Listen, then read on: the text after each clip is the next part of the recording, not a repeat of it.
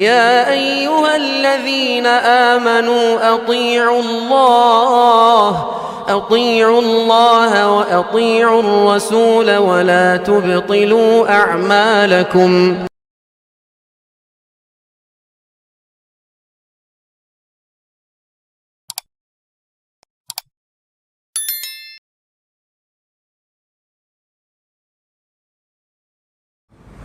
ونعوذ باللہ من شرور انفسنا ومن سیئات اعمالنا من يهده الله فلا مضل له ومن يضلل فلا هادي له واشهد ان لا اله الا الله وحده لا شريك له واشهد ان محمدا عبده ورسوله اما بعد فان خير الحديث كتاب الله وخير الهدي هدي محمد صلى الله عليه وسلم وشر الامور محدثاتها وكل محدثة بدعة وكل بدعة ضلالة وكل ضلالة في النار.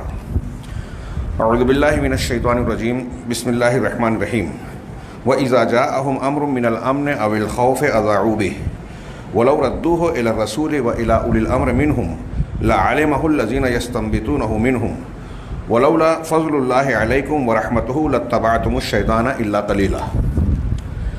محترم حاضرین، ہم سب جانتے ہیں، دیکھ رہے ہیں کہ آج کے دن میں خبروں میں سب سے بڑی خبر، مسئلوں میں سب سے بڑا مسئلہ اسرائیل اور فلسطین کا مسئلہ ہے. ہر سطح پر یہی موضوع بحث ہے اور ہونا بھی چاہیے کئی اعتبار سے. لیکن کیا جو کچھ ہو رہا ہے اور موضوع بحث خاص طور سے ہمارے درمیان جس طرح بنتا ہے، اس سے متعلق جو رد عمل ہمارے سامنے نظر آ رہا ہے، کیا واقعی وہ قرآن و حدیث کی تعلیمات کے مطابق ہے؟ یہ قابل غور ہے. ہم یہ جو سانحہ اس وقت ابھر کر پوری دنیا کے سامنے مختلف سطحوں پر چیلنج بنتا ہوا نظر آ رہا ہے، اس پر غور کریں. گزشتہ سنیچر کے دن حماس کی طرف سے جو فلسطین کی حمایت کے نام پر ایک تنظیم کہلاتی ہے، حملہ کیا گیا اور یکلخت یہ بیان دیا گیا، یہ خبریں آئی کہ اس سے پہلے ایسا کوئی حملہ اسرائیل کے خلاف نہیں ہوا تھا. اسرائیل کے زمین میں ایک کافی حد تک کئی 30 کلومیٹر تک اندر داخل ہو گئے، ان کے کئی مقامات پر حملہ کیا، جس میں ان کے بیان کے مطابق 1100 افراد، جس میں 140 کے لگ بھگ فوجی شامل ہیں، اسرائیلی ہلاک ہوئے. یہ پہلی خبر تھی. اور اس خبر کے رد عمل میں اسرائیلی وزیر اعظم، وزیر دفاع، فوج کے سربراہ کی جانب سے انتہائی سخت قسم کے دھمکی آمیز بیانات آنے لگے کہ اس کا سخت انتقامی جواب دیا جائے گا، غزہ کو کھنڈر بنا دیا جائے گا اور ایسا حملہ کیا جائے گا کہ یہ 50 سال تک اسے یاد رکھیں گے، کبھی فراموش نہیں کر پائیں گے. ان کے یہ بیانات خود چغلی کر رہے تھے کہ وہ اسرائیل کی مظلومیت کو بتا رہے ہیں اور غزہ پر یا فلسطین کے مسلم علاقے، جس میں خاص طور سے سنی گھنی آبادی کے علاقے ہیں، اس پر حملہ کرنے کے لیے یہ اس قسم کے بیانات دینا ضروری تھا. یہ بتانا ضروری تھا کہ اسرائیل کا نقصان ہوا. ابھی بھی ضروری ہے کیونکہ ابھی حملے جاری ہیں. آج کے اخبار میں اور خبروں میں دیکھیے آپ تو یہ نظر آئے گا کہ نیتن یاہو کے خلاف ایجیٹیشن ہو رہا ہے، اعتراضات ہو رہے ہیں اور فلاں مطالبات کیے جا رہے ہیں. انٹیلیجنس کی ناکامی اور فلاں فوجوں کی ناکامی، اسرائیل کو نقصان، بے عزتی کو جھیلنا پڑ رہا ہے. ہو سکتا ہے اس میں کچھ سچائی ہو، لیکن ان سب چیزوں کی خبروں کی سخت ضرورت ہوتی ہے مسلمانوں پر حملہ کرنے کے لیے. یہ ہم نے کئی بار دیکھا. جب امریکہ ٹوئن ٹاور پر یاد کیجئے حملہ ہوا تو کچھ لوگ خوشی منا رہے تھے. آہستہ آہستہ بعد میں حقائق سامنے آئے کہ یہ ایک سوچی سمجھی سازش تھی. اس دن کوئی یہودی اس بلڈنگ میں موجود نہیں تھا اور پھر اس کے جواب میں ایک پورے مسلم ملک کی اینٹ سے اینٹ بجا دی گئی، افغانستان کی، اور اسی سلسلے کی کڑی آگے عراق نشانہ بنا. اس میں کوئی جھوٹ اور دوسرے ملائے گئے. ایسا ہی معاملہ ہمارے ہندوستان میں ہم نے دیکھا. گودرا میں ایک سانحہ ہوا اور اس کے جواب میں ایک پوری ریاست کو جلا کر مسلمانوں کو نشانہ بنایا گیا، جان مال عزت و آبرو ہر چیز کو نشانہ بنایا گیا. یہ ایک سلسلہ چل رہا ہے اور جن لوگوں کی یہ آئیڈیاز ہیں انہی لوگوں نے یہ بھی کیا جن لوگوں کی طرف سے یہ خبریں آ رہی ہیں کہ اتنے اسرائیلی. آپ یہ بھی غور کیجئے کہ یہ خبریں دینے والے بھی یہودی ہیں, خبر رساں ایجنسیاں بھی یہودی ہیں. ہاں, ہمارے یہاں فوری رد عمل کے طور پر مسلمان خوشیاں منانے لگتے ہیں, اور یہ ہوتا ہے, یہ ہر بار ہوتا ہے اور آگے بھی ہوگا. خبروں کے پیچھے حقائق کیا ہے, مقاصد کیا ہے, اس کے پیچھے کون سے منصوبے کام کر سکتے ہیں, ہو سکتے ہیں, اس کا کسی کو احساس نہیں, کوئی غور و فکر کرتا ہی نہیں ہے, اور نتیجہ میں رد عمل کا اظہار شروع کر دیا جاتا ہے. چنانچہ بڑے پیمانے پر یہ خبر پھیلائی گئی کہ اسرائیل کا بڑا نقصان ہوا, اس کی انٹیلیجنس کی ناکامی ہو گئی, اور یہ ہو گیا اور وہ ہو گیا, اور اب بھی جاری ہے. نتیجے میں کیا ہوا؟ غزہ پر حملہ شروع ہوا, بجلی, ایندھن, کھانا پانی بند کر دیا گیا, بچے بوڑھوں. ابھی تبصرہ نگاروں کا کہنا ہے کہ لوگ اسرائیل کی مظلومیت کا گن گا رہے ہیں, حماس کو اور اس حملہ کرنے والوں کو دہشت گرد کہہ رہے ہیں. ہاں, جبکہ یہ سوالیہ نشان ہے کہ 70 سال سے جو مظلوم قوم اپنی زمین کھو رہی ہے, یوکرین میں اگر یوکرینی اپنی زمین کا دفاع کر رہے ہیں تو وہ حق جائز جنگ کہلاتی ہے, جنگ آزادی کہلاتی ہے, اور فلسطین کے لوگوں کے اوپر دہشت گردی کا جو ہے وہ دھبا پوت دیا جاتا ہے. یہ سب لوگ جانتے ہیں, لیکن اس کے ساتھ ہی ساتھ یہ بھی قابل غور بات ہے کہ جن لوگوں کو کھڑا کیا جاتا ہے کہ آپ حملہ کریں, مسلمانوں کے حقوق کے لیے لڑیے, ان کے مقاصد کیا ہیں, وہ کون لوگ ہیں, اور جو کارروائیاں کر رہے ہیں اس کا فائدہ کس کو زیادہ پہنچا رہا ہے, نقصان کس کو زیادہ پہنچا رہا ہے, قابل غور بات ہے. ہاں, یہاں مسلمانوں کا رد عمل عمومی ہم یہ دیکھ رہے ہیں, جبکہ ہم یہ دیکھ رہے ہیں کہ بہت سارے غیر مسلم جو انصاف پسند ہیں, تجزیہ نگار ہیں, صحافی ہیں, وہ بھی حقیقت کی جب پرتیں کھولتے ہیں تو حیرت ہوتی ہے کہ ہمارے لوگ کتنے اندھے بہرے بنے ہوئے ہیں, کتنے اندھے بہرے بنے ہوئے ہیں. کیا سوال یہ ہے کہ حماس نے جو حملہ کیا اور کر رہا ہے یہ شرعی نقطہ نظر سے ٹھیک ٹھاک ہے؟ ہمارے یہاں عوام تو عوام, میں نے دیکھا کہ علماء کرام بھی جو ہے اس میں بہہ پڑتے ہیں.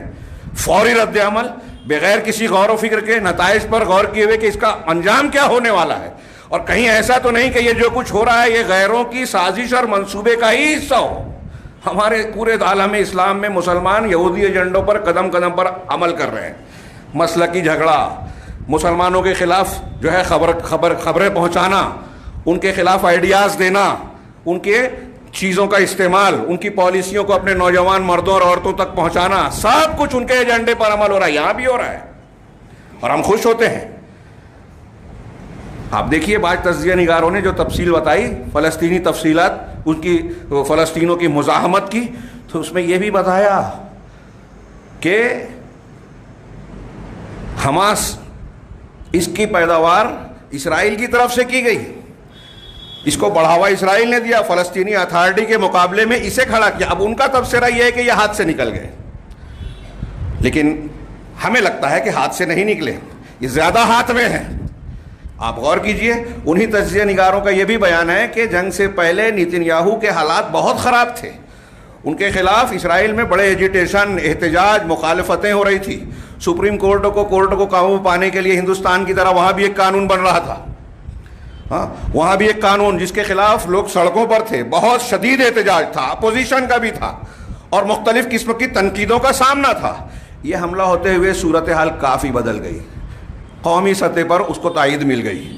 اگرچہ ابھی بھی بعض اخبارات کچھ تنقیدیں کر رہے ہیں اور ہم کو وہی دکھایا جاتا ہے. ایک خاص بات یہ یاد رکھیے گا کہ ہمارے پاس جو خبریں آ رہی ہیں وہ غزہ سے, اسلامک میڈیا سے نہیں آ رہی ہے, ایماندار مسلمانوں کی طرف سے, یہودیوں کے ہی ذریعے سے آ رہی ہے. ہندوستان کے یا دوسرے صحافی جو عام طور سے رپورٹنگ کر رہے ہیں وہ اسرائیل میں موجود ہیں, اسرائیلی خبر رساں ایجنسیوں اور ان کی باتوں کی بنیاد پر وہ دنیا کو رپورٹیں کر رہے ہیں. فلسطین میں کچھ صحافی اگر ہیں بھی تو ان کا بیان یہ ہے کہ ہمارے پاس اتنا سادھن ہی نہیں ہے, پاور ہی نہیں ہے, نیٹ چالو نہیں ہے, ہم صحیح خبریں پہنچا نہیں سکتے. تھوڑی موڑی چیزیں بعض موبائل وغیرہ کے ذریعے سے کچھ پہنچا سکتے ہیں, اس میں بھی کانٹ چھانٹ ہوتی ہے ہم تک پہنچنے میں. تو خبروں کے پیچھے حقائق کیا ہیں یہ ابھی دنیا کے سامنے نہیں ہے. ہاں, بعض تجزیہ نگاروں نے کہا کہ غزہ پر بم تو گر رہے ہیں, لیکن اس کی تفصیلات, کتنے ملبے ہیں, ملبوں میں کتنی لاشیں ہیں, کتنے گھر منہدم ہوئے, کیا کیا نقصانات ہو رہے ہیں, یہ تفصیلات معلوم نہیں ہیں. دھواں ہے, ملبے میں سب کچھ, انسان کی لاشیں اور انسانیت سب ڈھیر ہو رہی ہے. ہمارے یہاں تبصرے کر رہے ہیں. اور حیرت انگیز بات یہ ہے کہ پوری دنیا میں اس کے رد عمل میں, جہاں مذہبی بنیاد پر لوگ اپنے نفسیات کو تسکین دینے کا سامان کرتے ہیں, مسلم دشمن لوگ خوشی کا اظہار کر رہے ہیں اس تباہی, عام تباہی پر. ہاں, مسلمانوں کو پھر سے دہشت گردی کے الزام میں جو ہے ڈبانے کی کوشش کر رہے ہیں, بدنام کرنے کی کوشش کر رہے ہیں اسلام اور مسلمانوں کو. وہیں ہم مسلمانوں کے اندر دیکھتے ہیں کہ ایسی خبروں میں بھی وہ اپنی خاص فکر, مسلک اور کسی کی نفرت اور دشمنی کی نفسیات کو تسکین دینے کا سامان پا لیتے ہیں. کوئی سعودی عرب پر تنقید, کوئی فلاں پر تنقید, کوئی فلاں پر تنقید, اور فلاں کو ہیرو بناتے ہیں. ہاں, ابھی آج کے بیان میں دیکھیے امریکی وزیر جو ہے دورہ کرتے ہوئے کہتے ہیں کہ مجھے یہ اس کے حملے سے, حماس کے حملے سے داعش کی یاد آتی ہے. کیا بہترین مثال دی. یہ داعش کون تھا؟ یہ جب آئے, یہ یہاں بھی دیکھیے, جب داعش پیدا ہوئی, اس کا ظہور ہوا, تو عالم اسلام کے لوگ سمجھ رہے تھے یہ بہت ہمارے لیے مفید ہوں گے, جشن منا رہے تھے. بعد میں پتہ چلا کہ اسے امریکہ نے ہی بنایا ہے, یہودیوں نے ہی بنایا ہے. ہاں, اس میں دروز ہیں, شیعہ ہیں, باطنی لوگ ہیں, نام دیا جاتا کہ یہ سلفی ہیں. یہ مسجدوں میں دھماکے کرنا, بے گناہوں کو مارنا, قتل کرنا, عورتوں کی عزت پر ہاتھ ڈالنا, کیا یہ کسی مسلمان کا کام ہو سکتا ہے؟ ایسی خبریں بھی آئی جو غائب ہو جاتی ہیں کہ یورپ کے ملکوں سے ایسے قیدیوں کو جو عمر قید کی سزا میں مبتلا تھے انہیں چھڑایا گیا, جیل سے باہر آئے, آج نکلے ہیں, کل اسلام قبول کیا, 2 دن کے بعد کاغذات تیار کر کے عراق چلے گئے, داعش سے جڑ گئے. یہ آپ کو کچھ سمجھ میں آتا ہے؟ ایسی چیزیں ہمارے یہاں ہوتی ہے, لیکن ان خبروں پر دھیان نہیں. ہمارے علماء بھی بیان دے رہے ہیں, کر رہے ہیں. ہاں, انہیں پتہ نہیں ہے. یہ حماس, ایک چھوٹا سا سوال علماء سے, آپ سے, کہ جہاد اسلام میں کب مشروع ہوا؟ مکی زندگی میں ہوا, بعثت کے بعد, یا مدینہ میں قوت حاصل ہونے کے بعد؟ ہاں, اللہ کے نبی صلی اللہ علیہ وسلم کی تعلیمات اور قرآن کی تعلیمات کے مقابلے میں اگر مسلمان اور دشمن آمنے سامنے ہو جائیں تو قرآن کی آیات کے مقابل اگر دشمن کی تعداد مسلمانوں کے دگنے سے زیادہ ہو جائے تو جائز ہے کہ مسلمان میدان سے ہٹ جائیں, پیچھے چلے جائیں. یہ جائز ہے. اگر مسلمانوں کو یہ معلوم ہے یا کسی اس مسلمان کو پتہ ہے کہ آپ اگر کسی پر حملہ کر رہے ہیں, کوئی اقدام کر رہے ہیں, جہادی کارروائی کر رہے ہیں, اور نتیجے میں آپ کامیاب نہیں ہوں گے, یہ یقین ہے, بلکہ آپ کا اور مسلمانوں کا نقصان ہوگا, تو ایسا اقدام کرنا ناجائز ہے. کسی بھی مولوی سے پوچھئے, جو جائز بولے وہ سمجھ جائیے کہ وہ یہودیوں کا ایجنٹ ہے. بالکل واضح ہے یہ. کیوں؟ اس لیے کہ ایسا کرنا لا تلقوا بأیدیکم الی التہلکہ, قرآن کی آیت ہے کہ اپنے آپ کو ہلاکت میں نہ ڈالو, اس کی خلاف ورزی ہوگی. اب حماس نے جو حملہ کیا اس پر غور کیجئے, کیا اس کی یہ طاقت قوت ہے کہ وہ جو ہے اس جنگ میں اپنے مقاصد اور اہداف کو حاصل کر سکے؟ ہاں, چلو ٹھیک ہے, تھوڑی دیر کے لیے مان لے کے کچھ نقصان پہنچا دے گا, لیکن رد عمل جو ہو رہا ہے, غزہ کی پٹی جس کے بارے میں بتایا کہ وہ عام طور سے کہا جاتا ہے, سبھی لوگ کہتے ہیں کہ دنیا کی سب سے بڑی کھلی ہوئی جیل ہے, حصار بندی ہے, ایک طرف سمندر ہے, سامنے کے 2 حصوں میں اسرائیل ہے, ایک سائیڈ میں مصر کا حصہ ہے, راستہ ہے جسے بند کر دیا گیا ہے, ابھی بھی نہیں کھولا گیا ہے, اور وہاں اسرائیل بمباری بھی ہو رہی ہے. ہاں, ایئرپورٹ پہلے تباہ کیا جا چکا ہے, راستے بند ہیں, مخدوش ہیں. اس وقت جو تصویریں تھوڑی موڑی آئی ہیں وہ دیکھ سکتے ہیں کہ کھنڈر بن گیا. 23 لاکھ مسلمانوں کی آبادی ہے جس میں اکثریت سنیوں کی ہے. اس سے پہلے بھی حماس کے کچھ کچھ اقدامات کے نتیجے میں حملہ ہوا تھا, تو یہاں تک خبر آئی تھی کہ حماس کے ذمہ داروں کو یہ کہتے ہوئے سنا گیا, محفوظ کیا گیا کہ انہوں نے اسرائیلی انٹیلیجنس کو یہ خبر دی کہ ہم نے بلڈنگ خالی کر دی ہے, آپ حملہ کر سکتے ہیں. ہماری بلڈنگ پر حملہ ہو تاکہ لوگ یہ سمجھے کہ ہاں حماس اور اسرائیل آمنے سامنے ہیں. ویسے ہی جیسے حزب اللہ, جس کو عرب دنیا کے سنی حزب الشیطان کہتے ہیں, روافض جو ایرانیوں کے ساتھ مل کر, امریکیوں کے ساتھ مل کر صرف سنیوں کی تباہی کرتے ہیں. آپ اگر صابرہ, شتیلہ اور فلسطین کے دوسرے کیمپوں کی پرانی داستانیں سنیں گے تو وہاں معلوم ہوگا کہ لبنان میں, فلسطین میں جو مسلمانوں کے کیمپ تھے, سنیوں کے کیمپ تھے, وہاں نوجوان لڑکیوں کی عزتوں کو تار تار کیا ان حزب اللہ کے لوگوں نے. امریکیوں اور غیر اسلامی دنیا کے لوگوں کی نظروں کے سامنے، ان کی طاقت کے سامنے ان کو لوٹا، مارا، قتل کیا، اور یہ سلسلہ آج بھی جاری ہے۔ تو آپ سوچئے کہ 23 لاکھ لوگ، کل کی ایک رپورٹ دیکھ رہا تھا، وہ بتا رہے تھے کہ 4 لاکھ غزہ کے لوگ ہیں جن کے پاس اس وقت پانی نہیں پہنچ رہا ہے۔ پہلے ہی سے بہت محدود پانی کی سپلائی تھی، وہ بھی کٹ کر دی گئی، بجلی بند، ایندھن کی پہنچائی بند، ہسپتال بھرے ہوئے ہیں۔ لوگوں کی پناہ کے لیے اقوام متحدہ کے اسکول اور اسپتال ہی بچے ہیں جو بھر چکے ہیں، دوائیں نہیں ہیں، غذائیں نہیں ہیں، کہ بجلی نہیں ہے، اور نہ جانے کیا کیا پریشانیاں ہیں۔ اس میں لوگ اپاہج ہو رہے ہیں۔ کتنے لوگ مر گئے ابھی تک صحیح تعداد نہیں معلوم، جو کچھ بول رہے ہیں لوگ اندازہ بیان کر رہے ہیں، کسی کے پاس کوئی محفوظ ذریعہ نہیں ہے، غزہ کے حالات کا علم نہیں ہے۔ لہذا بتائیے کہ کیا یہ جہاد ہے؟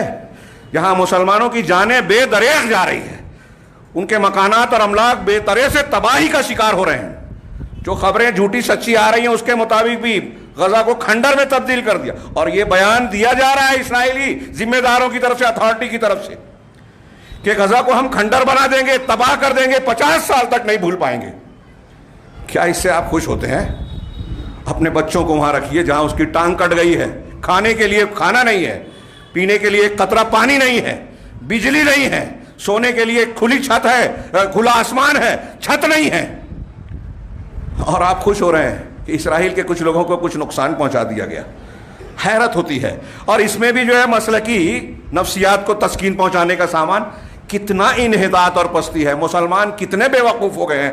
یہ دنیا عالم کفر اچھی طرح سمجھتا ہے کہ ان کو کیسے خوش کیا جائے 2 خبروں کے ذریعے سے، اور پھر ان کی اینٹ سے اینٹ بجائی جائے، یہ خوش ہی رہیں گے۔ بعد میں ریلیف کا، میمورنڈم کا، احتجاج کا، یوم دعا کا ڈھونگ پہنچائیں گے۔ میں ڈھونگ کہہ رہا ہوں۔ اسرائیلی مسلمانوں کے لیے ہمدردی کا مظاہرہ کرنے والے مسلمان اپنے پڑوسی کا حق ادا نہیں کرتے، اپنے بھائی کے ساتھ جھگڑا کرتے ہیں، ان کے حقوق مار رہے ہیں۔ آپ اپنے مسلمان بھائیوں کو مار رہے ہیں، وہاں کے مسلمانوں کے لیے ہمدردی کا مظاہرہ کر رہے ہیں۔ وہ یہاں آ جائیں تو آپ ان کا بھی گلا کاٹیں گے، جھوٹ بولیں گے، بے ایمانی کریں گے، حق ماریں گے۔ کون سا دین ہے؟ اس پورے تناظر میں ایک مسلمان کا موقف کیا ہونا چاہیے؟ سب سے پہلے میں آج کے خطبے میں یہ کہنا چاہتا ہوں، خاص طور سے نوجوانوں کو، نئی نسل کے ان لوگوں کو جو واٹس ایپ پر، جدید وسائل پر، فیس بک اور ان پر بہت سرگرم عمل رہتے ہیں، خالص غیر اسلامی طریقہ کار کو اختیار کرتے ہیں، یہودیوں اور غیر مسلموں کے ایجنڈے پر عمل کرتے ہیں۔ وہ صرف 2-4 بہت محدود وقت ہوتا ہے، میں سب پہلوؤں پر گفتگو نہیں کر سکتا۔ ایک پہلو یہ کہ خبروں پر جلد بازی نہ کی جائے اور اپنا دائرہ عمل سمجھا جائے۔ ہر انسان کا اپنا دائرہ عمل ہے، جو کام ہمارا نہیں ہے وہ ہمیں نہیں کرنا چاہیے۔ کوئی بہت ماہر انجینئر ہے، اسے آپ سرجری کا کام دے دو جو ڈاکٹر کا کام ہے، کوئی کسائی کو دے دو کہ آپ جو ہے پیٹ کاٹ کے جو اپینڈکس نکال دو، تو کیا ہوگا نتیجہ؟ دین کے معاملے میں، شریعت کے معاملے میں، عوام کے معاملے میں یہی کچھ ہوتا ہے۔ یہ 2-4 روایتیں، قرآن کی ایک آیت میں پیش کر رہا ہوں، جو میں نے تبصرے کیے وہ بہت ادھورے ہیں اور اس میں احتیاط بھی ضروری ہے۔ یہ بات یاد رکھیے کہ حماس کے تعلق سے سنی علماء کا یہاں تک کہنا ہے کہ اس میں یا اس پر عمل دخل زیادہ تر روافظ کا ہے، شیعوں کا ہے، جنہوں نے تاریخ میں کبھی سنیوں کو فائدہ نہیں پہنچایا، سنیوں کو، اسلام کو نقصان پہنچانے کے لیے ہمیشہ غیروں کا ساتھ دیا ہے، صحابہ کی تکفیر کی ہے، نئے نئے مسلک بنائے ہیں، حدیثیں گڑھی ہیں، قرآن کو مجروح کیا ہے، قرآن کو مشکوک بنایا ہے۔ صحابہ کرام ان کا سب سے اول نشانہ ہے، اور سنیوں کی سے دشمنی ان کے دین اور مسلک کی بنیادوں میں شامل ہے، اس لیے ہمیشہ نقصان پہنچایا ہے، ہمیشہ غیروں کا ساتھ دیا ہے۔ آپ کو عالمی میڈیا میں، ہمارے میڈیا میں یہ نظر آئے گا کہ امریکہ ایران سے خفا ہے، بیان بازی کر رہا ہے، حملہ نہیں کرے گا، اسرائیل نہیں کرے گا۔ اسرائیل کی یہودیوں کی دوسری بڑی آبادی ایران میں ہے، تجارتی تعلقات ہیں، عہدوں پر ہیں، آپس میں گہرے مراسم ہیں، خفیہ طور سے لین دین ہیں، اور یہی معاملہ اخوانی اور جماعت اسلامی کا بھی ہے۔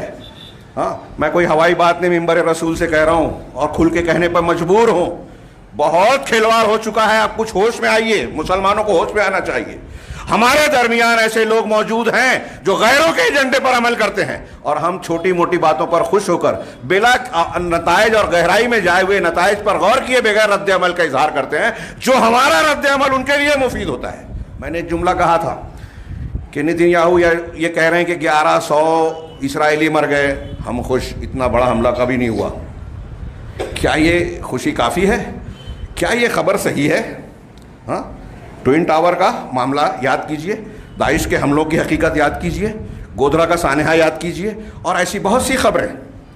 ہاں، اگر اس میں کچھ حقیقت ہے بھی تو اس کے اندر کون سی حقیقت ہے، اس کے پیچھے کیا مقاصد ہیں؟ ہاں، بظاہر اشارہ کیا ہے بعض مبصرین نے، میں جو جانتا ہوں سمجھ سکا، غیر مسلموں نے، کہ سوال بار بار کیا جا رہا ہے کہ ایسے حملے کی اتنے راکٹ ایک دن میں 4000 سے زیادہ، 400 سے زیادہ جو بھی تعداد بتائی جا رہی ہے، راکٹ مارنا اور ابھی بھی جاری رکھنا، یہ کن کی تربیت سے اور مدد سے ہو رہا ہے؟ ہاں، حماس کے پاس ایسے وسائل کہاں سے آئے جبکہ غزہ جو ہے پورا گھرا ہوا ہے؟ ہاں، پہلے ایران پر شک کیا گیا، بعد میں اس کو کلین چٹ دے دی گئی امریکہ ہی کی طرف سے.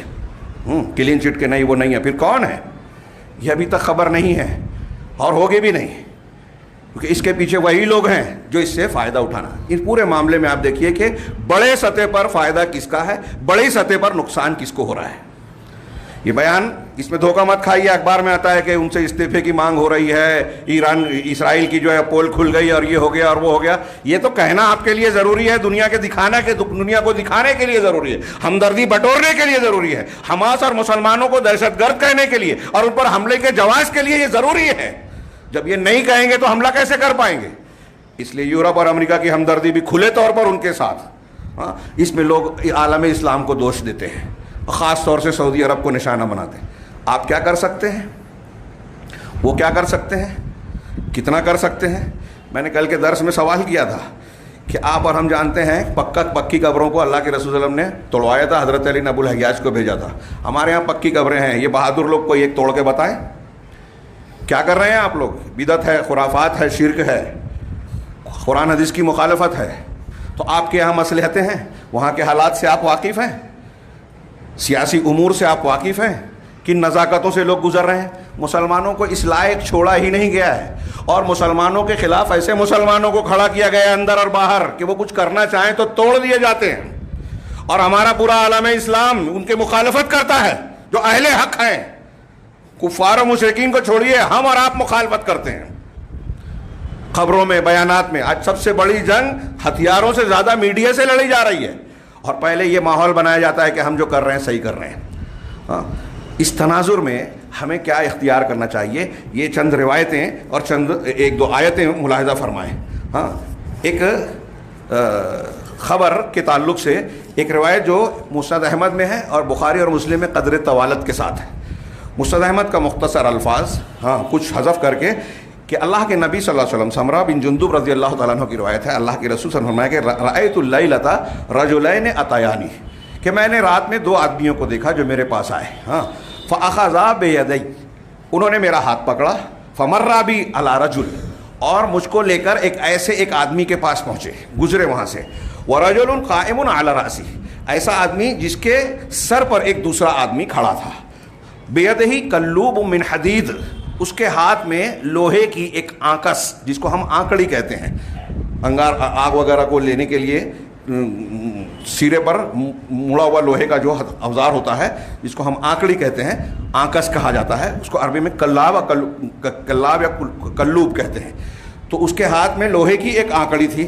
ہاں، فیدخلہ فی شدقہ، وہ جو آدمی کھڑا ہوا تھا وہ اس آدمی کو جو نیچے تھا اس کے کیا کہتے ہیں جبڑے میں ڈالتا، اور فیخر فہو کیا ہے شدقہ فیشق ہو، اور اس جبڑے کو اس آنکس کے ساتھ پھاڑتا، حتی یبلغ کفاہ، یہاں تک کہ اس کی گدی تک پہنچ جاتا. آنکڑے سے اس کے گال میں ڈالتا، اس کے ایک جانب ڈال کے کھینچتا، گوشت اور یہاں کا لوتھڑا پھٹ کر گدی تک آ جاتا. پھر اس کے بعد حتی یبلغ کفاہ ثم یخرجہ، پھر اس آنکڑے کو نکالتا، فیدخلہ فی شقہ الاخر، اور پھر اس کو دوسرے سمت میں ڈالتا. ہاں، ویلتئم، کہہ رہے ہیں فیدخلہ فی شقہ الاخر، اور پھر اسے گدی تک پھاڑتا. جب یہ کرتا تو یہ پہلے والا پھر سے مل جاتا، پھر اس کے ساتھ یہی کرتا. فہو یفعل ذلک بہ، وہ اس کے ساتھ دوسرے کے ساتھ بھی یہی کرتا. قلت ما ھذا، تو میں نے سوال کیا کہ یہ کیا ہے. اور بھی کچھ مناظر دیکھے اور آپ نے سوال کیا. اس سوال کے جواب میں اللہ اس حدیث میں ہے فَأَخْبَرَانِي عَمَّا رَأَيْتُ، تو جو کچھ میں نے دیکھا ان دونوں شخص نے، دونوں فرشتوں نے، یہاں فرشتوں کا ذکر نہیں ہے، دوسری روایتوں سے ہوتا ہے، ان دونوں نے مجھے بتایا جو کچھ میں نے دیکھا. قَالَ نعم، کہا ہاں ہم بتاتے ہیں. اما الرجل الاول، رہا پہلا آدمی، الذی رأیتہ، جسے آپ نے دیکھا، فإنہ رجل کذاب، تو وہ بڑا جھوٹا آدمی تھا. یکذب الکذب، جو ایک جھوٹ بولتا، فتحمل عنہ فی الآفاق، اور اس سے نقل کر کے آفاق میں پوری دنیا میں پھیلا دیا جاتا. ہاں، ایک جھوٹ بولتا اور اس کا جھوٹ پوری دنیا میں پھیلا دیا جاتا. ہاں، اللہ کے نبی صلی اللہ علیہ وسلم کے اعلام میں سے بھی ہے، شریعت اسلامیہ کی حقانیت میں سے یہ عذاب کا ذکر ہے، لیکن ضمناً یہ بات بتائی گئی کہ ایک آدمی ایک جھوٹ بولتا ہے، پوری دنیا میں پھیل جاتا ہے، پھیلا دیا جاتا ہے. آج کے جدید میڈیا کے زمانے میں یہ کتنی واضح بات ہے، اور کتنے جھوٹ ہیں جو پھیلائے جا رہے ہیں. رپورٹیں بتاتی ہیں کہ فلسطین اور اسرائیل کی جنگ کے تناظر میں دونوں طرف سے لاکھوں بلکہ کروڑوں کی تعداد میں جھوٹی اور فیک نیوز پھیلائی جا رہی ہے. لوگوں کو بھڑکایا جا رہا ہے، تسلی دی جا رہی ہے، کسی کو نیچا دکھانے کے لیے، کسی کو اوپر اٹھانے کے لیے، اپنے جذبات کو تسکین دینے کے لیے، اور پتہ نہیں کون کون سے مقاصد ہیں. دنیا کی فیک نیوز. اور ایسا ہی نہیں کہ صرف عام سطح پر، بڑی بڑی نیوز ایجنسیوں کی طرف سے ایسی خبریں شائع ہوئی جو بعد میں تردید کی گئی کہ نہیں ایسا نہیں ہوا. جیسے ایک خبر آئی کہ اسرائیل کے حماس کے حملوں میں اسرائیل کے 70 یا 80 کتنے بچے مر گئے، 200 بچے، 70-80 تعداد مجھے یاد نہیں. ہاں، اور بڑی بڑی نیوز ایجنسیوں میں بڑے بڑے مقامات پر ملک دنیا کے چھپ گئی. اس کے چند گھنٹوں کے بعد اس کی تردید آتی ہے اسرائیلی جو ہے فوج کی طرف سے، ان کے ذمہ داروں کی طرف سے. اور ایسی کئی خبریں ہیں جس کی تردید بھی نہیں ہوتی. آپ غور کیجئے، اس حدیث پر غور کیجئے، اور خاص طور سے غیر مسلم تو اسے پتہ نہیں، مانے گا نہیں، مسلمان تو مانیں گے. یہ بخاری مسلم میں بھی ہے، صحیح حدیث ہے. کتنا شدید عذاب. اللہ کے رسول نے فرمایا وَيُصْنَعُ بِهِ مَا رَأَيْتَ إِلَى يَوْمِ الْقِيَامَةِ، ان دونوں نے کہا کہ قیامت تک اس کے ساتھ یہی کیا جاتا رہے گا. ثُمَّ يَصْنَعُ اللَّهُ تَبَارَكَ وَتَعَالَى بِمَا شَاءَ بِهِ بِمَا شَاءَ، پھر قیامت کے بعد حساب کتاب جب ہوگا تو اللہ تعالیٰ اس کے ساتھ جو چاہے گا وہ کرے گا. یہ قیامت تک جھوٹے کا مرنے کے بعد یہ اس کا سلسلہ قائم رہتا ہے. یعنی یہ کوئی جہنم کی بات نہیں ہے، ابھی قیامت سے پہلے کے عذاب کا ذکر ہے. گویا عذاب قبر کہہ لیجئے اسے، کہ جو جھوٹی خبریں پھیلاتا ہے اس کا یہ انجام ہوتا ہے. ہمارے یہاں جھوٹ کچھ لوگ گڑھتے ہیں، کچھ لوگ جھوٹ فارورڈ کرتے ہیں. یہ تو دنیا کی بات ہے. ہم تو دیکھ رہے ہیں کہ بڑے بڑے دعات، دین کی دعوت و تبلیغ کرنے والوں کا بڑا ساز و سامان جھوٹی روایات اور احادیث ہیں، جھوٹے قصے اور کہانیاں ہیں. انہیں غور کرنا چاہیے. ہاں، وہاں تو کھلی کھلی ہے. وَمَنْ أَظْلَمُ مِمَّنِ افْتَرَىٰ عَلَى اللَّهِ كَذِبًا، اس سے بڑا ظالم کون ہوگا جو اللہ پر جھوٹ باندھتا ہے. قرآن میں جگہ جگہ ہے اللہ پر جھوٹ باندھنے والا سب سے بڑا ظالم جو جھوٹی حدیث بیان کرے. اللہ کے رسول نے فرمایا من كذب علیہ متعمدا فلیتبوأ مقعدہ من النار، جو مجھ پر جان بوجھ کر جھوٹ باندھے وہ اپنا ٹھکانہ جہنم بنا لے. لوگ کہتے ہیں کہ ہم تو عالم نہیں ہیں. تو آپ عالم نہیں ہیں تو حدیث کیوں بیان کر رہے ہو؟ وہ یہ جواز پیش کرتے ہیں کہ صحیح اور ضعیف تو عالم جانتے ہیں. اگر آپ نہیں جانتے تو آپ کو بیان کرنے کا حق ہی نہیں ہے. ہاں، من حدث عنی حدیثا، ہاں، جو شخص کفی بالمرء کذبا ان یحدث بکل ما سمع، یہ بھی آپ نہیں بچ سکتے. اللہ کے رسول نے فرمایا ہے کہ آدمی کے جھوٹا ہونے کے لیے کافی ہے کہ ہر چیز جو سنے بیان کر دے، جو آئے فارورڈ کر دے. میں وضاحتاً کہہ رہا ہوں. یہ آج کل ہمارے یہی ہوتا ہے. ہمارے یہاں ذریعہ کیا ہے نہیں معلوم، خبر سچی ہے کہ جھوٹی نہیں معلوم. آپ کے پاس ایک پوسٹ آتی ہے، آپ اسے فارورڈ کر دیتے ہیں. مت کیجیے، شرعاً یہ درست نہیں ہے. اور خاص طور سے ایسے امور میں جن کا تعلق خبروں سے ہے، اگر آپ کے سامنے متحقق نہیں ہے تو قطعاً یہ درست نہیں ہے. کئی معاملات میں ناجائز ہوگا، فتنہ پھیلانے والی بات ہو سکتی ہے. تو میں یہ عرض کر رہا تھا کہ ہمارے ہاں تو اتنی بے احتیاطی ہے کہ دین کے معاملے میں لوگ جھوٹ بول رہے ہیں، جھوٹی حدیثیں بیان کر رہے ہیں. تو خبروں کے معاملے میں تو ان کی بے احتیاطی سمجھ میں آئے گی، اور یہ رکنے والی ہے نہیں. اللہ توفیق دے ہمیں خیر کی. دوسری حدیث، اللہ کے نبی صلی اللہ علیہ وسلم نے فرمایا، یہ روایت میں کئی مرتبہ پیش کر چکا ہوں، حسن درجے کی حضرت ابو ہریرہ کی روایت ہے. یہاں الفاظ میں تھوڑا سا فرق ہے. اللہ کے رسول نے فرمایا قبل الساعۃ سنوات خداعہ، کہ قیامت سے پہلے کچھ پرفریب سال ہوں گے. کچھ ایام ہوں گے جس میں لوگ دھوکہ دیں گے, دھوکے باز ہوں گے, ہاں ایسے پرفریب ہوں گے, یصدق فیہا الکاذب ویکذب فیہا الصادق, جس میں سچے جھوٹے کو کی تصدیق کی جائے گی, جو جھوٹا ہے اس کو سچا مانا جائے گا, سچا کہا جائے گا, اور جو سچا ہے اسے جھوٹا سمجھا جائے گا. ہاں آگے جملہ ہے وَيُخَوَّنُ وَيُؤْتَمَنُ فِيهَا الْخَائِنُ, خائن جو خیانت کرنے والا ہے اس کو امانت دار سمجھا جائے گا, امانت دار بنایا جائے گا. ہاں وہ کیا ہے وَيُخَوَّنُ فِيهَا الْأَمِينُ, اور امانت دار کو خائن سمجھا جائے گا. کتنی واضح بات ہے, اللہ کے رسول صلی اللہ علیہ وسلم کی سچائی کی دلیلوں میں سے ہے. آج ہم سماج میں دیکھ لیں اپنے ارد گرد میں, جو اچھا ہے اس کو برا مانا جاتا ہے, جو برا ہے اس کو اچھا کہا جاتا ہے. ہاں ایماندار کو بے ایمان, بے ایمان کو ایماندار, خائن کو عہدے دیے جاتے ہیں, ہاں ذمہ داریاں دی جاتی ہیں. جو اپنے اور اپنے خاندان کا لحاظ کرے, لوگوں کا نہیں, وہ لیڈر بنتا ہے, وہ قائد بنتا ہے, امیر بنتا ہے, اور وہ سمجھتا ہے کہ میں اس کا حقدار ہوں. مسلمان گمراہی کا شکار ہو رہے ہیں, مسلمان پریشانیوں میں مبتلا ہے, اس کی پیشانی پہ بل نہیں آتا, کان پر جوں نہیں رینگتا, اور وہ لیڈر ہے. کیسے؟ عوامی مسائل کا علم نہیں ہے, اور وہ لیڈر ہے, قیادت کر رہے ہیں. اور یہ بات صرف اسرائیل اور فلسطین کے تناظر میں نہیں, ہمارے گھروں اور سوسائٹی میں دیکھیے آپ کہ ہمارے سماج اور معاشرے میں اچھوں کی برائیاں کی جا رہی ہے کہ نہیں, بروں کو اچھا کہا جا رہا ہے کہ نہیں, ذمہ داریاں اور امانت داریاں کسے دی جا رہی ہے, کیا صلاحیت اور اہلیت دیکھی جاتی ہے؟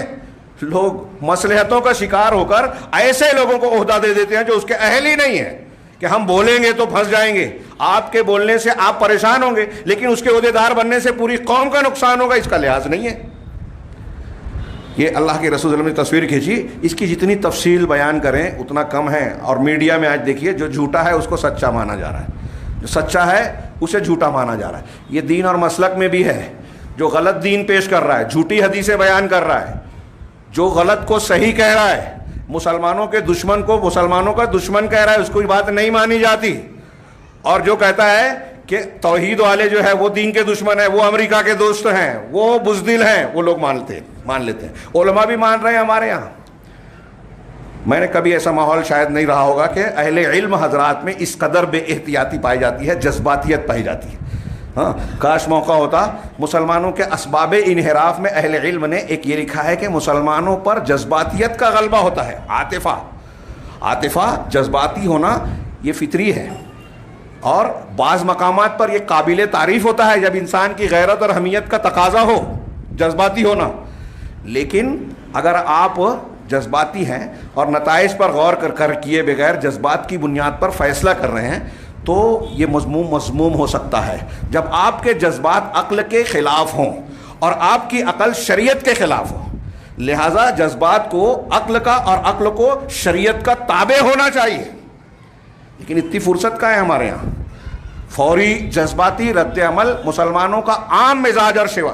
اس نفسیات کو غیر مسلموں نے اتنا اچھا سیکھا ہے کہ ایک خبر آپ بیان کریں, غیر مسلم جو ہمیں نقصان پہنچانے کے لیے آمادہ ہوتا ہے, ہمارے درمیان آ کے قرآن کی ایک آیت پڑھتا ہے, ترجمہ کرتا ہے, ہم خوش ہو جاتے ہیں کہ مسلمانوں کا دوست ہے, اسلام کا بہت, تالیاں بجتی ہے, سبحان اللہ اور الحمدللہ کہتے ہیں. یہ جذباتیت, اور ہر معاملے میں چھوٹے سے لے کر بڑے تک ہمارے ہاں جذباتیت غالب ہے, جلد بازی ہے. جلد بازی کی بات ابھی آگے بیان کروں گا. اللہ کے رسول صلی اللہ علیہ وسلم نے اس حدیث میں آگے فرمایا وَيَنْتِقُ فِيهَا الرُّوَيْبَضَةُ, اور ان سالوں میں رویبضہ بات چیت کریں گے, منہ کھولیں گے, بولیں گے, میڈیا پر ہر قسم کی باتیں کریں گے. ہاں تو کہا گیا کہ رویبضہ کون ہے؟ قیل ومن رویبضہ قال, اللہ کے رسول کے الفاظ ہیں. رویبضہ کون ہے؟ السفیہ یتکلم فی امر العامہ. سفیہ نادان, بے وقوف, جو بھی ترجمہ کریں, ہاں بے عقل بے وقوف آدمی عمومی عوام کے معاملات میں بات چیت کرے گا, علامہ بن کے تجزیہ تبصرہ کرے گا. آج ہمارے یہاں دیکھیے ہوٹلوں پہ باکڑوں پہ چلتے پھرتے لوگ, ہاں جو اپنے گھر کا مسئلہ نہیں سلجھا سکتے, ہاں اپنے بیٹے کو نمازی نہیں بنا سکتے, سعودی عرب کو دین سکھاتے ہیں, ہاں اہل حق کو دین کی تعلیم بتاتے ہیں. عوام لوگوں کے معاملے میں, عوام کے معاملے میں یہ رویبضہ بات کریں گے, بے وقوف, اللہ کے رسول نے فرمایا. اور صحیح مسند احمد کی ایک دوسری روایت میں ہے کہ پوچھا گیا رویبضہ کون ہے, تو کہا الفویسق यतकल्लम फी अम्रिल आमा, फासिक की तस्गीर है फैसिक, यानी घटिया किस्म का गुनाहगार आदमी। आज की जबान में इसका तर्जुमा कर लिए सड़क छाप, आवारा, फैसिक, फासिक व फाजिर आदमी, ये मुसलमानों के उमूमी मामले में गुफ्तगू करेगा। आज जमहूरियत माना जाता है, इसको आज़ादी राय कहा जाता है। इस्लामी मिजाज नहीं है ये। हर कोई हर मसले में बात करता है, जो नहीं जानता उसमें भी बोलता है, और ख़ास तौर से दीन में भी यही मिजाज बन गया है। सही ज़ईफ़ का फ़र्क मालूम नहीं है, और हदीसों पर तबसरे होते हैं, हदीसों का इनकार हो जाता है। गौर करने की बात है। एक और हदीस अल्लाह के रसूल सल्लल्लाहु अलैहि वसल्लम की, मैं रिवायतें पेश करके बात को ख़त्म करता हूँ। अमीरुल मोमिनीन अली इब्न तालिब रज़ी अल्लाह तआला अन्हु का कहना है, ये उनका कौल है हज़रत अली का, ला तकूनु उजुलन मज़ायिआ बुज़ुरन। हज़रत अली कह रहे हैं उस ज़माने में कि तुम जल्दबाज ना बनो, उजुल जल्दबाजी करने वाले ना बनो, मज़ायि ख़बरों को फैलाने वाले, राज को न छुपाने वाले, मिज़िया रेडियो को भी बोलते हैं। हाँ, और उस आदमी को कहते हैं जो राज ना छुपा सके, बातों को फैलाता हो। हाँ, ऐसे आदमी को कहा मज़ाई मत बनो, यानी जो बातें आ जाए उसको फैलाने वाले, जो कुछ आए आप उसको लोगों तक पहुंचाने लगो। बुज़ुरन ना बन जाओ। इसकी तशरीह की लोगों ने कि यानी फितना और फसाद को फैलाने वाली फितना और फसाद की खबरों को फैलाने वाले ना बनो। वक्त नहीं है कि मैं एक एक लफ्ज़ की जो तशरीह की गई है अरबी में उसे बयान करूँ, मफ़हूम मैंने बयान किया। हज़रत अली कह रहे हैं, और ये इसी तरह हज़रत इब्न मसऊद रज़ी अल्लाह तआला अन्हु कहते हैं, इन्नहा सतकूनु उमूर मुश्तबिहात, अनकरीब मुश्तबह उमूर आएंगे तुम्हारे सामने, ऐसी बातें जिसमें कौन सा पहलू सही है कौन सा गलत है आपको शुबह होगा, वाज़े नहीं है। तो ऐसी सूरत में क्या करना है, कि देखिए सलफ़ का तरीक़ा है और ये उलमा का तरीक़ा है। आपने फरमाया फ़अलैकुम बित्तुअदह, तुम पर संजीदगी और मतानत लाजिम है। संजीदगी, तोदा का माना संजीदगी और मतानत, यानी जल्दबाजी और उजलत ना से काम ना लें, हाँ, बल्कि गौर व फिक्र करें, ठहरें, गौर करें, नतीजे पर देखें। ख़बरें आ रही है, फ़ौरी रद्द अमल आपको ज़रूरी नहीं है पेश करना, और इसका उलमा को ज़्यादा ख्याल रखना चाहिए, अवाम को और ज़्यादा, ख़ास तौर से ऐसे उमूर में जिसका ताल्लुक़ अक़वाम से हो, अवाम से हो, उमूम से हो, उसमें फ़ौरन मुँह नहीं खोलना चाहिए। आपको हक़ाइक़ नहीं मालूम है, हालात का इल्म नहीं है। हज़रत अब्दुल्लाह इब्न मसूद का अगला जुमला गौर करने की है, समझने का है। वो कहते हैं फ़इन्नका अन तकून ताबिअन फ़िल खैर, इसलिए कि तुम खैर के मामले में दूसरे के पीछे चलने वाले बनो। खैरुन, ये ज़्यादा बेहतर है, मिन अन तकून रअसन फ़िश शर, इससे कि तुम शर के मामले में सरदारी करो। शर के मामले में तुम अगुवाई करो आगे, और लीडरी करो, आगे रहो। इससे बेहतर है कि अच्छाई के मामले में किसी के पीछे चलो। कितनी प्यारी बात है। हाँ, सहाबा कराम के इल्म की गहराई और उनकी ज़हानत का मुंह बोलता सबूत है, जो आज हम दूर दूर तक नहीं रखते। देख रहे हैं व्हाट्सएप मीडिया पर और दूसरे मुल्क में कि शर में जो है लीडर बनने के लिए लोग बेताब हैं। हज़रत मसूद कह रहे हैं कि शर का लीडर बनने से बेहतर है कि आप खैर में किसी के पीछे चलो, ये तुम्हारे लिए ज़्यादा बेहतर है। हाँ, अल्लाह के नबी सल्लल्लाहु अलैहि वसल्लम की हदीस है, इन्ना मिनन नासि मफातिह लिल खैर, के लोगों में कुछ ऐसे हैं जो खैर की कुंजियां हैं। मिफ्ताह की जमा मफातिह, खैर की कुंजियां, व मगालिक लिश्शर, और शर के ताले हैं, यानी जिनसे खैर खुलता है और शर रुकता है, बंद होता है। और उसके बरखिलाफ व इन्ना मिनन नासि मफातिह लिश्शर, और कुछ लोग ऐसे हैं जो शर की कुंजियां हैं, मगालिक लिल खैर, और खैर के ताले हैं, खैर उनसे रुका हुआ है। हाँ, आजकल हमारे यहाँ लोग नेकियों से रोकते हैं, खुतबा ना हो, उसका दर से रोक दो, उसकी नेकी का काम, वो काम करेगा तो मेरा काम बिगड़ जाएगा। सियासी सतह पे उस लीडर ने एक चीज़ पास कराई है, ब्रिज पास कराया है, उसका नाम होगा तो हम जाके रुकवा देते हैं। आवाम का फ़ायदा नुकसान नहीं, मेरा नाम नहीं होगा इसलिए काम रुकवा दिया जाए। और ये हमारे मुसलमानों में आपको ज़्यादा नज़र आएगा। अल्लाह के रसूल सल्लल्लाहु अलैहि वसल्लम के इस फरमान को इन सारी जगहों पर फिट कीजिए, मसलक के मामले में, समाज मुआशरे के मामले में, दीगर उमूर में, अहादीस और सुन्नत के मामले में, मसलक सही और गलत उसके मामले में, कि कुछ लोग ऐसे हैं जो शर की कुंजियां हैं और खैर के ताले हैं। तो अल्लाह के रसूल ने आगे फरमाया, फ़तूबा लिमन जअल अल्लाह मफातिह लिल खैर, उन लोगों के लिए मुबारकबादी है, हाँ, अच्छाई है जो खैर की कुंजियां हैं جس کے ہاتھوں پر خیر کھلتا ہے. وویل لمن جعل اللہ مفاتیح الشر علی یدہ, اور اس کے لیے ویل ہے, تباہی ہے, جس کے ہاتھوں پر اللہ تبارک و تعالیٰ نے شر کی کنجیاں رکھی ہے, شر اس سے کھلتا ہے, فروغ پاتا ہے. آخر میں قرآن کی آیت جو اس سے پہلے بھی آپ کو بیان کر چکا ہوں, وَإِذَا جَاءَهُمْ سورہ نساء کی آیت نمبر 83, اللہ تبارک و تعالیٰ نے فرمایا. جمہوری مزاج والے اس آیت پر غور کریں, یہ اللہ کا فرمان ہے, کسی ایرے غیرے کا قول نہیں, رب العالمین کا فرمان.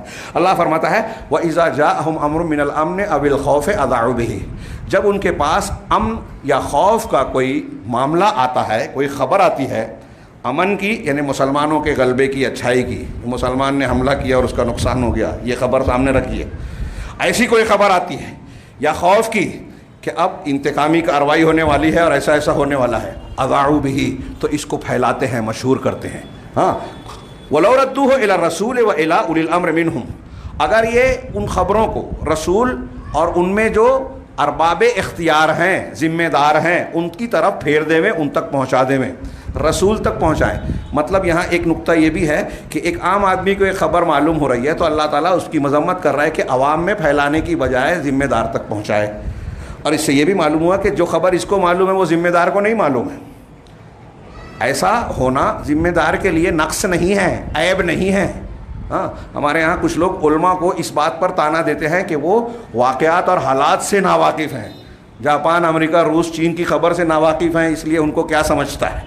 اللہ کے رسول کو خبر نہیں معلوم ہے, یہ پہنچائے گا, تو کیا اللہ کے رسول صلی اللہ علیہ وسلم کے لیے یہ چیز بے عزتی کی ہے؟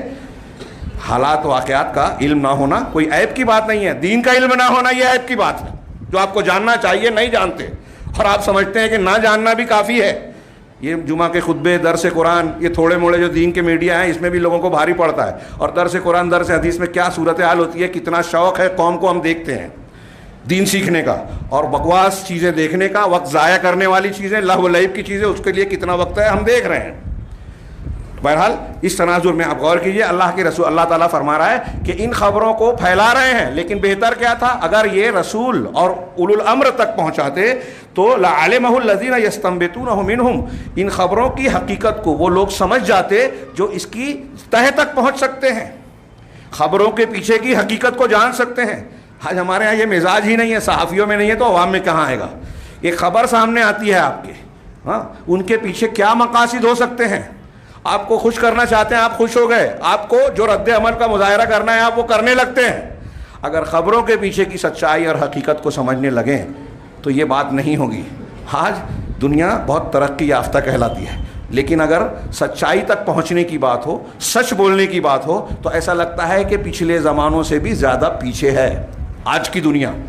آج بھی چاہے وہ فلسطین اور اسرائیل کا معاملہ ہو, دوسری خبریں ہوں, ہندوستان میں کون مظلوم ہے, کون ظالم ہے, کون چور ہے, کون گھوٹالہ کرنے والا ہے, ان حقائق تک پہنچنا ہو, کون جیل میں جانے کے لائق ہے, کون رہائی کے لائق ہے, ان باتوں کا معاملہ ہو, تو آپ دیکھیے کہ ریکارڈ پر سچ کو جھوٹ اور جھوٹ کو سچ بنایا جاتا ہے. سچ بولنا, سچائی تک پہنچنا بہت اہم ہے, بنیادی صفت ہے اہل حق کی, لیکن بہت مشکل ہے, اور آج بھی بہت مشکل ہے. جھوٹ بولنا بہت بری بات ہے, لیکن جھوٹ کا دور دورہ ہے, غلبہ ہے, میڈیا میں, سیاست میں, عوام میں, سماج میں, ہر طرف, یہاں تک کہ دین میں جھوٹی حدیثیں, جھوٹی باتیں, جھوٹی حکایتیں, جھوٹی خبریں, اچھوں کو جھوٹ بول کر برا بنانا, بروں کو جھوٹ بول کر اچھا بنانا, شیطانی کام, یہ غالب ہے دنیا میں بظاہر, اور یہی ہمارا امتحان ہے, فتنوں کا دور ہے. تو سچ کو حاصل کرنا آج بھی بہت مشکل ہے. تمام تر وسائل کے باوجود جھوٹی اور فیک نیوز کا زیادہ غلبہ ہے, سچ کھویا ہوا ہے. اصلی تاریخ ہمیشہ گم رہتی ہے, اور جس کو جہاں طاقت ملی وہ اپنے اعتبار سے اپنے آدمی کو لگا کے رپورٹ چھپواتا ہے, اپنے کارنامے گنواتا ہے, اپنے مخالف کا نام غائب کر دیتا ہے. ہندوستان کی تاریخ آزادی ہو, ہماری جماعتوں کی تاریخ ہو, آپ غور کر لیجئے, دیکھ لیجئے کہ جن کے کارنامے ہیں وہ پردوں کے پیچھے ہیں, اور جو لوگ کچھ نہیں کرتے ہیں وہ رپورٹوں میں سب سے زیادہ نمایاں نظر آتے ہیں. تو اللہ کے رسول صلی اللہ علیہ وسلم کی روایت کا, قرآن کی آیت کا یہ آخری حصہ ہے کہ اگر یہ خبروں کو رسول تک اور اولو الامر تک پہنچاتے تو اس کی تہ تک پہنچنے والے لوگ اس کی حقیقت کو جان لیتے۔ آگے اللہ تعالیٰ نے فرمایا یہ ان مسلمانوں کو جو بے احتیاطی برتتے ہیں خبروں کو پھیلانے میں، لوگوں تک باتوں کو پہنچانے میں، ان کی اصلاح کی جا رہی ہے ان آیتوں کے ذریعے سے۔ اللہ نے آخر فرمایا وَلَوْلَا فَضْلُ اللَّهِ عَلَيْكُمْ وَرَحْمَتُهُ، اگر تم پر اللہ کا فضل اور اس کی رحمت نہ ہوتی لَاتَّبَعْتُمُ الشَّيْطَانَ إِلَّا قَلِيلًا، تو تم شیطان کے پیچھے چلتے مگر تھوڑے لوگ۔ اللہ رب العالمین سے دعا ہے کہ وہ ہمیں دین کی صحیح سمجھ عطا فرمائے اور دینی تعلیمات اور اصولوں کی روشنی میں زندگی کے ہر معاملے کو انجام دینے کی توفیق دے، اس کے ذریعے سے دنیا اور آخرت دونوں جگہ کامیابیوں سے نوازے۔ اقول قولی ھذا واستغفر اللہ لکم سائر المسلمین وصلی اللہ علی نبینا محمد۔ بارک اللہ لنا ولکم فی القرآن المجید ونفعنا وإیاکم بالآیات والذکر الحکیم، انہ تعالی جواد کریم ملک بر غفور رحیم۔